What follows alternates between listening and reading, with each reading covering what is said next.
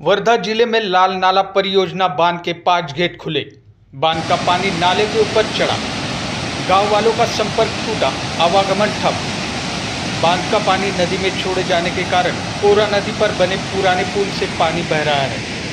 हिंगन घाट गिरड और हिंगन घाट चिमूर मार्ग पर रात से ही यातायात बंद हो गया है। ग्रामीण परेशान हो रहे हैं। बसें और परिवहन पूरी तरह ठप होने से नागरिक हैरान है।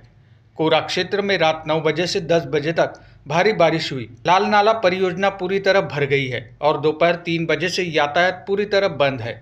कोरा और आसपास के इलाके के लोग पुल को ऊंचा करने की मांग कर रहे हैं, लेकिन प्रशासन कोई ध्यान नहीं दे रहा है। यातायात अभी भी पूरी तरह से बंद है। ग्रामीणों ने कहा, पिछले 10 साल से हम परेशान हैं, प्रशासन इस ओर कोई ध्यान नहीं दे रहा है। कोई बड़ी घटना होगी तब प्रशासन जागेगा। हम लोग बारिश में गाँव में ही फंसे रहते हैं। कोई बीमार हो जाए तो उसको शहर तक नहीं ले जा पाते। माझं नाव बापराव गोविंदराव डब, राहणार कोरा।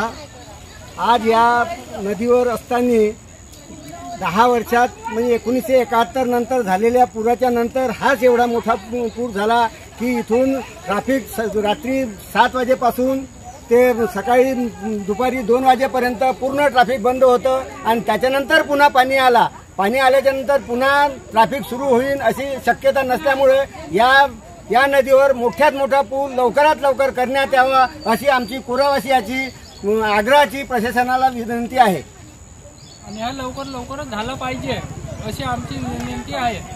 आणि इथे जे धरणाचं पाणी आहे हे मंगरूळ पासून मोठ्या प्रमाणात येते। इथून हे पाणी मंगरूळ, दसोडा, धामणगाव, ताडगाव या जो जंगलाचं पूर्ण पाणी या धरणाला जमा होते आणि नंतर ते एकाच वेळ सोडण्यात येते। त्याच्यामुळे हा ट्रॅफिक खूप लटकून राहते।